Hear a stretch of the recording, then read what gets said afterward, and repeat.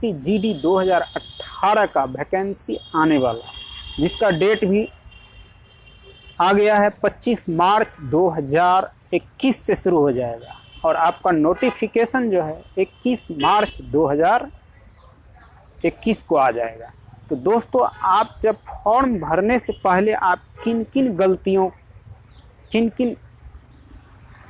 क्या क्या गलतियों करते हैं और उसका क्या खामियाजा भुगतना पड़ता है, उसको मैं पूरे डिटेल से बताऊंगा। और यदि आपने हमारे YouTube चैनल को सब्सक्राइब नहीं किए हैं तो उसको ज़रूर कर लीजिएगा। और इसको आप जो भी एसएससी जीडी का इस साल फॉर्म भरने वाले हैं वो कार्मिक तो पक्का शुरू से लेके अंत तक इस वीडियो को देखिएगा, क्योंकि आपको इसमें जो भी मैं बताऊंगा वो पूरा प्रूफ्ड के साथ बताऊंगा। दोस्तों, मैं इस वक्त दिल्ली में हूँ। दिल्ली में कहाँ पे? तो यहाँ का जो एसएससी का जो स्टाफ सिलेक्शन कमीशन का जो मेन ऑफिस मुख्यालय है, और अपना जितना भी सीआरपी, बीएसएफ, आईटीबीपी सभी का जो है यहीं पे आपको पता है दिल्ली में मुख्यालय है। और यहाँ इस वक्त मैं कहाँ से बोल रहा हूँ? एसएसबी का जो है डीजी आरके पुरम और सीआरपीएफ का जो है भर्ती महानिदेशालय, जो कि भर्ती का पूरा देख रेख करता है, ऑल सीआरपीएफ, तो मैं उस जगह पर पोस्टेड। तो यहाँ पर जो है कुछ ऐसे लड़के हैं, उसका मेरिट बन चुका है।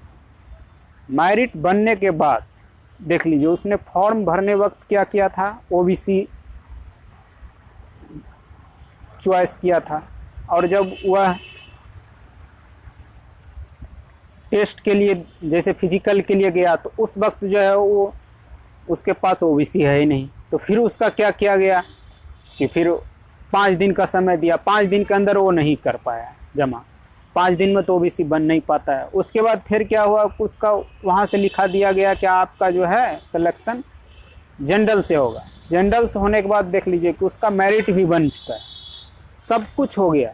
फिर जो है अभी वो चक्कर यहाँ आके काट रहा है, यहाँ भर्ती महानिदेशालय सीआरपीएफ में। उसका अभी देखिए ज्वाइनिंग सब में जो है आने में क्या दिक्कत हो रहा है, तो पूरा हम बताऊँगा शुरू से अंत तक। उसको आप पूरी ध्यान से सुनिए, क्योंकि आप फिजिकल भी हो जाएगा, मेडिकल भी हो जाएगा, मेरिट भी बन जाएगा, लेकिन फिर भी ज्वाइनिंग में आपको परेशानी होगा।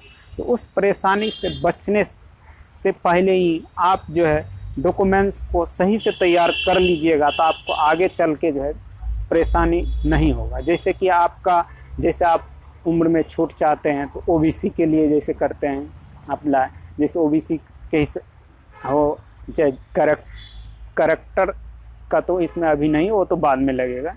एससी एसटी का जैसे कास्ट सर्टिफिकेट है, जैसे कास्ट में का उसका तो अलग ही मेरिट बनता है। फिर उसके बाद क्या है, आपका मैट्रिक का जो मार्कशीट हो या जैसे प्रोविजनल है, उसमें जो है आपका नाम सही होना चाहिए, माता पिता का, क्योंकि आपका डॉक्यूमेंट्स में क्या होता है, नाम कुछ और रहता है, जब आप फॉर्म भरते हैं तो नाम कुछ अलग है। फिर वो भी आपको परेशानी में डाल सकता है। ये तब डालेगा जब आपका वेरिफिकेशन होने लगेगा।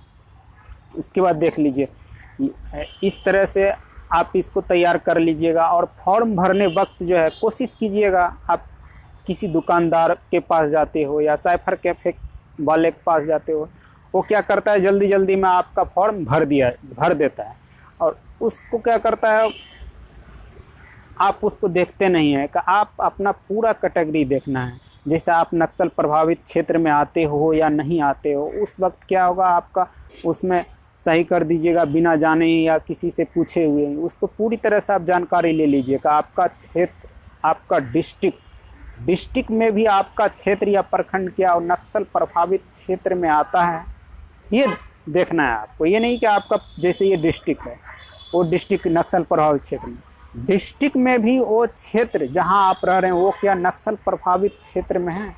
इस बातों का आप पूरी तरह से ध्यान रखिएगा, और पूरा जो नोटिफिकेशन जारी होगा उसको आप बढ़िया से पढ़ लीजिएगा।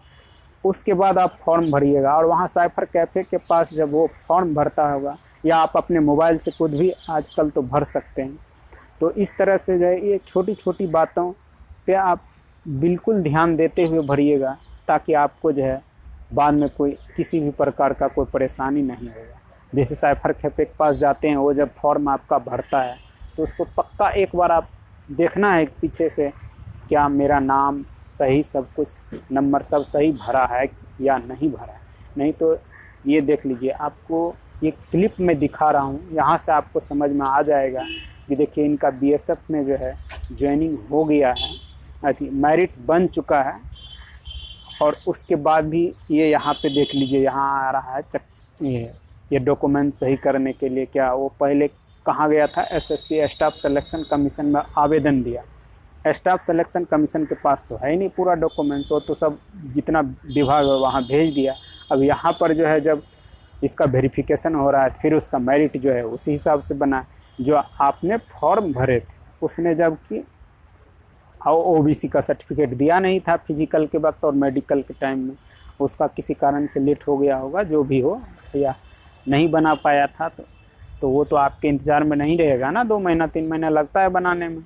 तो उस तरह की समस्या देख लीजिएगा। इस क्लिप के माध्यम से आपको हम समझाना चाहेंगे। इस क्लिप के माध्यम से मैं आपको समझाना चाहूँगा। जैसे देख लीजिए यहाँ पर लिखा हुआ है, केंद्रीय सशस्त्र पुलिस बलों राष्ट्रीय अन्वेषक अभिकरण एवं सचिवालय सुरक्षा बल में सिपाही तथा असम राइफल में राइफलमैन भर्ती परीक्षा के संदर्भ में देखिए क्या लिखा है। आपका आवेदन पत्र जो है यह प्रमाण पत्र सत्यापन से संबंधित है, मतलब अतः आपके आवेदन पत्र को संबंधित कार्यालय अर्थात उप महानिरीक्षक भर्ती महानिदेशालय केंद्रीय रिजर्व पुलिस बल को आवश्यक कार्यवाही हेतु प्रेषित किया जा रहा है। प्रमाण पत्र सत्यापन से संबंधित किसी भी सूचना हेतु उक्त कार्यालय में संपर्क करने का कष्ट करें। ये किसके तरफ से कहा गया, ये जो है एसएससी ने इसको यहाँ पे भेजा है। देख लीजिए यहाँ का एड्रेस नीचे लिखा हुआ है, भर्ती महानिदेशालय केंद्रीय रिजर्व पुलिस बल ईस्ट ब्लॉक 7 लेवल 4 सेक्टर 1 रामाकृष्णापुरम नई दिल्ली।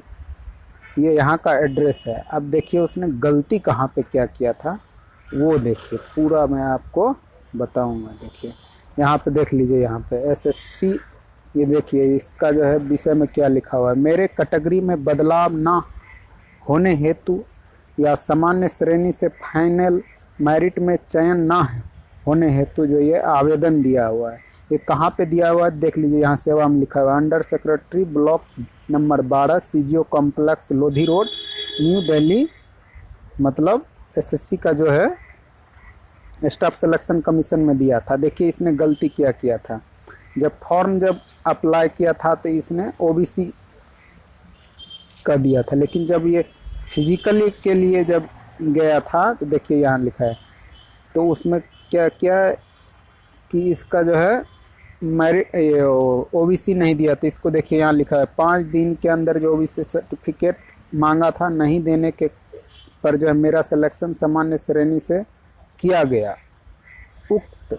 उस वक्त मुझे CRPF Gandhinagar Gujarat application form भरवाया गया था। ये गुजरात में जो है सीआरपीएफ गांधीनगर में जो है ये उससे वो फॉर्म भरवाया गया था। मतलब 5 दिन के अंदर आप जो है अपना ओबीसी सर्टिफिकेट दे दीजिए, तो वो 5 दिन के अंदर जमा नहीं किया गया था। तो फिर उसका जो क्या किया था, उससे फॉर्म भरवाया गया था कि मेरा जो है सिलेक्शन होगा सामान्य श्रेणी से होगा, लेकिन उसके बाद क्या हुआ कि उसका जब मेरिट इस वक्त बना तो उसका क्या हो गया कि ओबीसी के ही से ही बन गया और वो बदलाव इधर हुआ नहीं है। तो फिर देख लीजिए, इसलिए जो उसका सिलेक्शन किस में बीएसएफ में सिलेक्शन हुआ है। इसको आप बढ़िया से पढ़ लीजिएगा तो आपके समझ में आ जाएगा कि आप फॉर्म भरने वक्त गलती करने से क्या होता है और उसका बाद में खामियाजा मेरिट भी बनने के बाद जो है फिर उसको इधर से उधर चक्कर काटना पड़ता है। फिर देख लीजिए पूरा इसको पढ़ लीजिएगा, समझ में आ जाएगा। फिर देख लीजिए दूसरा, ये तीसरा है, यही है कैटेगरी में बदलाव होने हेतु आवेदन पत्र। तो ये आप यहाँ पर फिर आके जो है एसएससी में दिया, एसएससी ने इसको यहाँ पे भेजा कहाँ तो केंद्रीय रिजर्व पुलिस बल का जो है भर्ती महानिदेशालय। तो यहाँ आके फिर ये आवेदन वही दिया है, मेरा कैटेगरी में बदलाव नहीं होने हेतु आवेदन पत्र। तो फिर देख लीजिए इसमें कि कैटेगरी में वेरिफिकेशन भी हो गया, किंतु मैंने जब आवेदन किया तब मैंने फॉर्म भरते समय अपने कैटेगरी ओबीसी सेलेक्ट की थी, पर मैं मेडिकल और डॉक्यूमेंट वेरिफिकेशन के समय 5 दिन के अंदर ओबीसी सर्टिफिकेट ना देने पर मेरा सिलेक्शन सामान्य श्रेणी से किया गया। उस वक्त मुझे CRPF Gandhi Gujarat application form भरवाया, मतलब गांधीनगर में जो सीआरपीएफ का जो जीसी वहाँ भरवाया होगा, और उसके पास वो नहीं था तो उसको 5 दिन का समय दिया। 5 दिन के अंदर तो आप सब लोग को पता है कि ओबीसी नहीं बन पाता है। तो फिर जो है उससे वहाँ फॉर्म क्या भरवाया गया कि आपका जो है सिलेक्शन आगे किससे होगा, सामान्य श्रेणी से होगा।